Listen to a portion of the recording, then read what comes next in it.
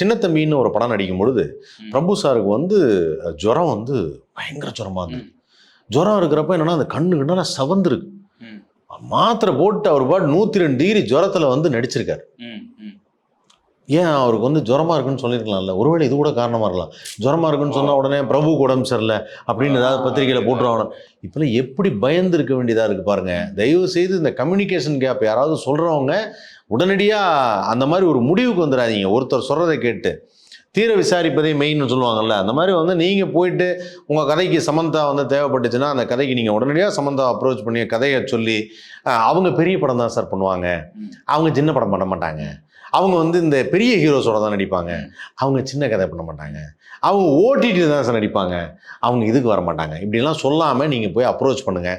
அப்புறம் இன்றைக்கி அது கூட ஒன்று சொல்லியிருந்தாங்க, இன்றைக்கி எல்லாமே வந்து என்ன எல்லா வாய்ப்புகளும் த்ரிஷாவுக்கும் நயன்தாராவுக்கு தான் போயிட்டுருக்கு அப்படின்னு சொல்லி. அப்புறம் புதிய ஹீரோயின் தான் நிறைய பேர் வராங்க. பழைய ஹீரோயின்ஸ்க்கெல்லாம் அந்த பழைய ஹீரோயின்ஸ்னால் நல்ல ஸ்டார் வேல்யூவில் உள்ள அந்த பெரிய ஹீரோயின்ஸ்க்கெல்லாம் பெரிய வாய்ப்பு இல்லை அப்படின்னு சொல்கிறாங்க.